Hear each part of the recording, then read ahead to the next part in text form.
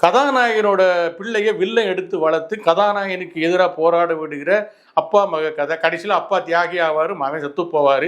இந்த மாதிரியான ஒரு கதை தங்கப்பதக்கம் காலத்துலேருந்து ஜெயிலர் காலம் வரைக்கும் இருக்குது. அப்படியான ஒரு கதை தான் இது. நிறைய நட்சத்திரங்களை வச்சு ஒரு ஜிம்மிக்கான வேலைகளை பண்ணியிருக்காரு வெங்கட் பிரபு. கல்பா தியாகவரம் காசில் வந்து கென்யா, தாய்லாந்து, ரஷ்யான்னு நல்லா சுற்றி பார்த்து காசெல்லாம் கரியாக்கியிருக்காங்க வெங்கட் பிரபு டீமு. கதையில் லாஜிக் இல்லை, மேஜிக் இல்லை, பாட்டு சரியில்லை, எல்லாம் இருந்தால் கூட விஜய் ரசிகனா போய் நீங்கள் அந்த படத்தில் உட்கார்ந்தீங்கன்னா ரசிப்பீங்க, கை தட்டுவீங்க, சபா சொல்லுவீங்க, விசில் அடிப்பீங்க, தளபதி அப்படின்னு ஆச்சரியப்படுவீங்க. அப்படியான ஒரு படம். ஆப்ரேஷன் சக்ஸ் பேஷன் டெத் அப்படிங்கிற மாதிரி படம் சக்சஸ், ஆனால் கண்டென்ட் டெத்து. நமது வெற்றியை நாளை சரித்திரம் சொல்லும். ஒலிபெருக்கி நேயர்கள் அனைவருக்கும் அன்பு வணக்கம். இந்த நிகழ்ச்சி நம்ம பார்க்க போகிறது விஜய் நடிப்பில் வந்திருக்கிற கோட் படத்தை பற்றி. அதாவது ஹீரோ இருப்பார், ஹீரோவுக்கும் வில்லனுக்கும் எப்பவும் சண்டை நடக்கும். ஒரு கட்டத்தில் என்ன பண்ணுவான்னா, ஹீரோவோட மகனை வந்து வில்லன் கடத்திட்டு போயிட்டு அல்லது கொண்டு போயிட்டு சின்ன பிள்ளையிலே கொண்டு போயிட்டு வில்லனுக்கு, அதாவது ஹீரோவுக்கு எதிராகவே அவனை வளர்த்து பழி வாங்குவார். இப்படியான கதை நிறைய வந்துருச்சு. அதில் ஒரு கதை தான் இந்த கோட் படத்தோட கதை. கிரேட்டஸ்ட் ஆஃப் ஆல் டைம் அப்படிங்கிறது தான் கோட். அதாவது எல்லா நேரத்துலையும் அவர் வந்து கிரேட் அப்படின்னு சொல்கிற மாதிரியான ஒரு ஹீரோ பில்டப் கதை தான் இந்த படம். கதை வந்து 1000ல் ஒரு கதை. அப்பா புள்ள சண்டை, அப்பா நல்லவர், புள்ள வில்லன், ரெண்டு பேருக்கு முதல்ல என்ன நடக்கும், அப்பா நாட்டுக்காக பிள்ளையை கொண்டுருவார். இதுதான் இந்த தியாக கதை. தங்கப்பதக்கம் காலத்துலேருந்து ஜெயிலர் வரைக்கும் இருக்குது. அதில் அந்த 1000 கதையில் 1001வது கதை தான் கோட். சரி, இந்த படத்தோட கதை என்னன்னு பார்த்துருவோம். அதாவது விஜய் வந்து இந்தியா உளவு அமைப்பான ரா பிரிவின் கீழ் வேலை செய்கிற ஷார்ட்ஸ் அப்படிங்கிற ஒரு அமைப்பில் இருக்கு. அது என்னன்னா தீவிரவாத எதிர்ப்பு சிறப்பு குழு அப்படின்னு தமிழில் சொல்லலாம். அந்த குழுவில் விஜய் இருக்காரு, பிரசாந்த் இருக்காரு, பிரபுதேவா இருக்காரு, அஜ்மல் இருக்காரு. இந்த டீம் வந்து கென்யாவில் போய் ஒரு ஆப்ரேஷன் நடத்துது. என்னன்னா வில்லன் மோகன், அவர் பயங்கர அந்த காலத்தில் மைக்கு பிடிச்சி பாட்டா பாடி கொன்னவர். இந்த படத்தில் பயங்கர வில்லனாக வர்றாரு. அவர் வந்து என்ன பண்ணாருன்னா கென்யா நாட்டில் ஒரு ட்ரெயினில் தப்பிச்சு போகிறாரு. அவரை அழிக்கிறதுக்காக இந்த மொத்த டீமும் அங்கே இறங்குது. ஒரு பக்கம் ஹெலிகாப்டர் போகுது, ஒரு பக்கம் ட்ரெயின் போகுது, ஒரு பக்கம் வந்து கன்ஸ்ட்ரக்ட் எல்லாம் முடிஞ்சுன்னு சொல்லிட்டு ஒரு ட்ரெயினே தீ பிடிச்சி எரிஞ்சிருது. ஸோ அந்த வில்லன் க்ளோஸ்ன்ட்டு டீம் நாடு திரும்பிடுது. ஆனால் என்ன நடக்குதுன்னா மோகன் தப்பிச்சிடுறாரு. அவர் குடும்பம் அழிஞ்சு போகுது. அவர் குடும்பம் அந்த ட்ரெயினில் போகிறது யாருக்கும் தெரியாது. குடும்பம் அழிஞ்சு போகுது. ஸோ நம்ம குடும்பத்தை அழிச்ச விஜயை பழி வாங்கணும். அழிச்சது ஒரு டீமு, ஆனால் அவர் நினைக்கிறது எல்லாமே விஜயை பழி வாங்கணும் அப்படின்னு சொல்லி திட்டம் போடுறாரு. இந்த நேரத்தில் வந்து விஜய் வந்து தாய்லாந்துக்கு ஒரு ஆப்ரேஷனுக்காக போகிறாரு. அந்த ஆப்ரேஷனுக்கு போகும்போதே பொண்டாட்டி பிள்ளையெல்லாம் சேர்ந்து கூட்டிகிட்டு போகிறாரு. போன இடத்துல இந்த பிள்ளையை கடத்துறாரு மோகன். கடத்திட்டு கொண்டு போய் அவர் தாம் பிள்ளையா வளர்க்குறாரு. வளர்த்து இந்த விஜய்க்கு எதிராக திரும்ப நாட்டுக்கு அனுப்பி வைக்கிறாரு. நாட்டுக்கு வந்ததுக்கப்புறம், அதாவது ரஷ்யாவில் இருக்கிறாரு அவர், சின்ன விஜய், அதாவது மகன். அவரை கொண்டாந்து நாட்டுக்கு இந்தியாவுக்கு அனுப்பிச்சி விட்டுறாரு. இந்த இந்தியாவில் அப்பாவுக்கும் மகனுக்கும் நடக்கிற போராட்டத்தில் யார் ஜெயிக்கிறா யார் சாகிறா அப்படிங்கிறது தான் இந்த படத்தோட கதை. ஒரு பரபர ஆக்ஷன் படத்துக்கான எல்லா எலிமெண்ட்ஸும் இந்த படத்தில் இருக்குது. அதனால படம் முதல் ஆரம்பிச்சதுலேருந்து கடைசி முடிகிற வரைக்கும் படன்னு போகும். கூட பாட்டு வரும். பாட்டு பெரிய அளவில் ஹிட் ஆகலைன்னா கூட தியேட்டரில் பார்க்குறது அந்த மூடோடு பார்க்கும்போது நல்லா ஜாலியாக தான் எல்லா பாட்டுகளுமே போகுது. ஆனால் தியேட்டருக்கு வெளியில் வந்த உடனே எந்த பாட்டுமே மனசில் நிற்கிற மாதிரி அமையலை. பொதுவாக வந்து இந்த மாதிரி பெரிய பட்ஜெட் படங்களில் யுவனுடைய பாடல்கள் வந்து ரொம்ப சிறப்பாக நல்ல ட்ரெண்டிங்காக அமையும். ஆனால் இந்த படத்தில் என்னன்னு தெரியல, எந்த பாட்டுமே அவ்வளோ சூப்பராக ஒன்றும் அமையலை. படத்தில் தொடங்கின உடனே முதல் ஷார்ட்டே என்ன தெரியுமா, ஒரு ட்ரெயின் வந்து 200 கிலோமீட்டர் வேகத்தில் பாலைவனத்தில் போயிட்டே இருக்கும். அந்த ட்ரெயினுக்கு மேலே ஒரு ஹெலிகாப்டர் இறங்குது. அந்த ஹெலிகாப்டரோட ரெக்கை தர்ற காற்றுல தான் எல்லா ஹெலிகாப்டரும் இயங்குது. 200 கிலோமீட்டரில் ஒரு ஸ்பீடில் ஒரு ட்ரெயின் போகுதுன்னா அதோட எதிர்காற்று எவ்வளோ இருக்குன்னு பார்த்து அந்த எதிர்காற்றையும் மீறி ஹெலிகாப்டர் அதுவும் இறங்கலாம். இதில் ஆரம்பிக்குது லாஜிக்கு குடைச்சல். இது என்ன கிளைமாக்ஸில் சேப்பாக்கம் ஸ்டேடியத்தில் உச்சியில் சண்டை நடக்குது. துப்பாக்கி சுடுறாங்க, அடிச்சுக்கிறாங்க, விழுகிறாங்க, எல்லாம் பண்ணுறாங்க. கீழே வந்து ஆயிரக்கணக்கான மக்கள் உட்காந்து கிரிக்கெட் பார்த்துட்டு இருக்காங்க. ஆயிரக்கணக்கான போலீஸ் நிற்குது, லட்சக்கணக்கான மக்கள் இருக்காங்க, அவ்வளோ கேமரா இருக்குது. இது எல்லாம் தாண்டி யாருக்குமே தெரியாமல் இவங்க 2 பேரும் சண்டை போட்டு இருக்காங்க, அப்பாவும் ஆகணும். இந்த மாதிரி படத்தை முதல் ஷாட்டில் தொடங்கி கடைசி ஷாட் வரைக்கும் லாஜிக் மர்டர். லாஜிக்ங்கிறது சுத்தமாக அந்த படத்தில் கிடையாது. இந்த மொத்த டீமும், இந்த ஷார்ட்ஸ் டீம் வந்து திடீர்னு ஆப்ரேஷன் அசைன்மெண்ட் அப்படின்னு கிளம்பி போறாங்க.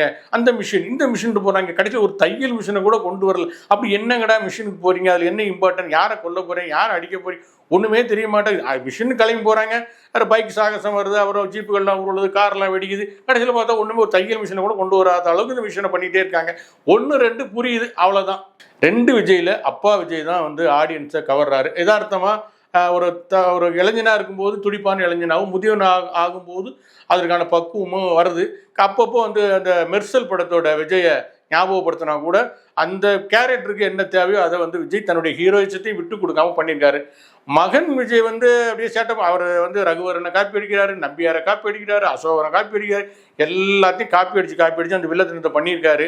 ஆனாலும் பார்க்கறதுக்கு ஏதோ செயற்கையான ஒரு மெழுகு பொம்மை மாதிரியும் ஒரு 3D கார்ட்டூன் படத்தில் வர கேரக்டர் மாதிரியுமே இருக்கிறாரு. அவருடைய அந்த ஏஐ தொழில்நுட்பம் என்ன கர்மமோ தெரியல. அது வந்து அந்த கேரக்டர் இயல்பாகவே இல்லை. அது ஒரு பொம்மை கேரக்டர் மாதிரி இருக்குது.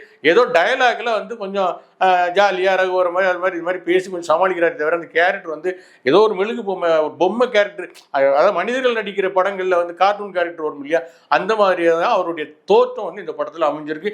ஆனாலும் ஒரு டெரர் வில்லனா நடிச்சிருக்காரு. ஆனால் இப்போ என்னென்னா இன்னும் 1 வருஷம் 2 வருஷத்தில் அரசியலுக்கு வர போகிறாரு. இந்த நேரத்தில் போய் எப்படி ஒரு கொடூர வில்லனா அவர் நடித்தாருன்னு தெரியல. ஸோ சினிமா வேறு அரசியல் வேறு அப்படின்னு அவர் பிரித்து பார்க்குற பக்குவத்துக்கு வந்துட்டாருன்னு நினைக்கிறேன். ஆனால் அவர்கள் ரசிகர்கள் வந்துட்டாங்களான்னு தெரியல. சினேகா வந்து ஒரு அம்மா கேரக்டர்லாம் வர வேண்டியிருக்கனால சினேகாவை போட்டிருக்காங்க. அவர் வந்து ஒரு கர்ப்பிணியோட வலி, கணவன் மேலே சந்தேகப்படுறது, இந்த மாதிரியான விஷயங்களை ரொம்ப அற்புதமாக அவருக்கு கொடுத்த கேரக்டர் ரொம்ப சிறப்பாக பண்ணியிருக்காரு. அப்புறம் இன்னொரு நாயகி மீனாட்சி சௌத்ரி. என்னடா விஜய்க்கு சோடியா சமீபத்தில் அறிமுகமான ஒரு சின்ன நடிகையை வந்து போட்டிருக்காங்களே அப்படின்னு யோசிச்சு, ஆஹா பரவாயில்ல, விஜய்க்குமே நல்ல பெருந்தன்மை வந்துருச்சு, சின்ன நடிகைகள் கூடலாம் நடிக்க ஆரம்பிச்சிட்டாரு அப்படின்னு யோசிச்சா படம் பார்க்கும்போது தான் தெரியுது. 4 சீன் வராது, 4வது சீனில் காணாமல் போயிடுறாரு.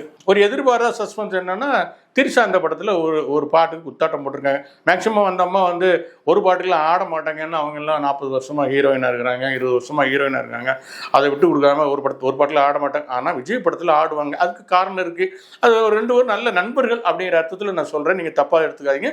அது விஜய்க்காக ஒரு பாட்டுக்கு ஆடியிருக்காரு. அந்த பாட்டுமே நல்ல ஒரு டான்ஸ் பெர்ஃபார்மன்ஸாக இருக்குது. இன்னும் கொஞ்சம் நாளைக்கு சின்ன பிள்ளைங்கள்லாம் மேடையில் அந்த பாட்டுக்கு ஆடும்.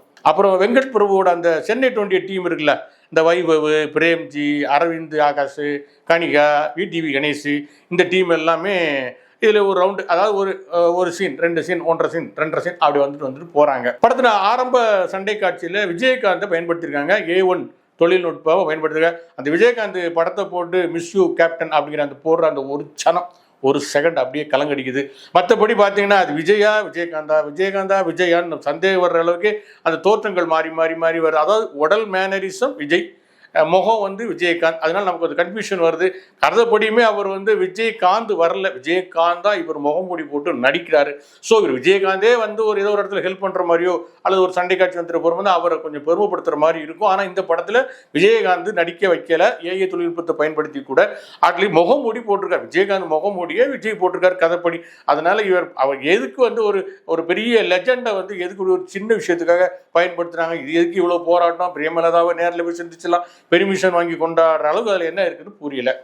அதாவது இப்போல்லாம் சினிமா டைரக்டரோட மனநிலை என்னென்னா, வெளிநாட்டில் போய் படம் எடுத்தால் அது பிரம்மாண்ட படம் ஆயிரும், பெரிய படம் ஆயிரும் அப்படின்னு நினச்சிக்கிறாங்க. இப்போ இந்த படத்துலையுமே வந்து கென்யா போகிறாங்க, ரஷ்யா போகிறாங்க, தாய்லாந்து போகிறாங்க, ஏகப்பட்ட இடத்துக்கு போகிறாங்க. எல்லாம் இந்த கல்பாத்தியாக ஒரு காசை கரியாக்குறத தவிர வேற ஒன்றுமே இல்லை. படத்துலேயே ஆக மோசமான ஒரு விஷயம் என்ன தெரியுமா, விஜய் வந்து ஒரு ரகசிய அதிகாரி, அவர் ஒரு பெரிய அசைன்மெண்ட்டுக்காக தன்னுடைய டீமோட தாய்லாந்து போகிறார்.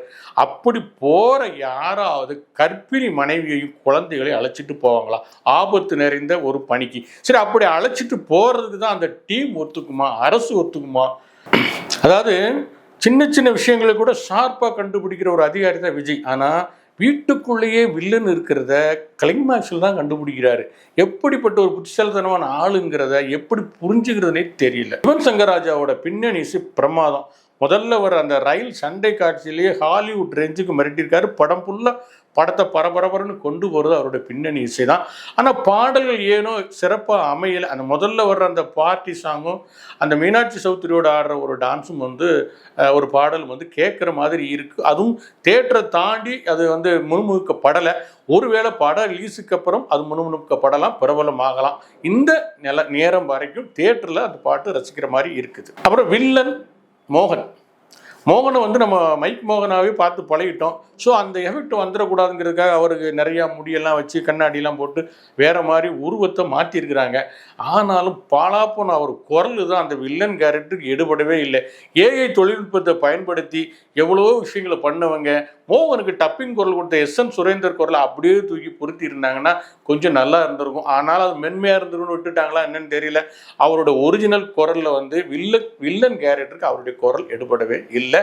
அதுவும் அவ்வளோ டெரர் வில்லனை காட்டிட்டு கடைசியில் அவர் கோமாளி வில்லனை மாற்றி நிற்க வச்சிருக்கிறது. மோகனை இதை விட யாரும் கூப்பிட்டு வச்சு அசிங்கப்படுத்த முடியாத அளவுக்கு பண்ணி வச்சிருக்கிறாங்க. சரி, படத்தை பற்றி இவ்வளோ மைனஸாக சொல்லிக்கிட்டே போகிறாரு. படத்தை பார்க்கணுமா வேண்டாமையோ, அதை சொல்லியா பார்க்கணுமா வேண்டாமையா அப்படின்னு சொல்லி கேட்டிங்கன்னா, நான் சொன்ன இந்த தவறுகளெல்லாம் ஒரு நல்ல மூட்டையாக போட்டு முடிச்சுட்டு ஓரமாக வச்சுட்டு ஒரு விஜயோட ரசிகனா, ஒரு பக்கா கமர்ஷியல் சினிமாவோட ரசிகனா நீங்கள் போய் தியேட்டரில் உட்கார்ந்தீங்கன்னா 3 மணி நேரம் 3 நிமிஷத்தில் கடந்துரும். அதுவும் நீங்கள் விஜய் ரசிகராக இருந்தால் சபா தலைவா வாழ்க விசில் எழுந்துச்சு சீட்டில் எழுந்திரிச்சு ஆட்டம் போடுவீங்க, பாட்டு பாடுவீங்க, கை தட்டுவீங்க, விசில் அடிப்பீங்க, எல்லாம் செய்வீங்க. விஜய் ரசிகராக இருந்தால், சினிமா ரசிகராக இருந்தால் அமைதியாக உட்காந்து அந்த படத்தோட பிரம்மாண்டம், அந்த காட்சிகள், இது எல்லாத்தையும் ரசிப்பீங்க. இந்த படத்துக்கு ஒலிவரிக்கையோட நட்சத்திர மதிப்பீடு 3. நன்றிகளே, உண்மை பேசுவோம், அதை உறக்க பேசுவோம். இந்த நிகழ்ச்சி உங்களுக்கு பிடிச்சிருந்தா லைக் பண்ணுங்க, ஷேர் பண்ணுங்க, சப்ஸ்கிரைப் பண்ணுங்க. நன்றி, வணக்கம்.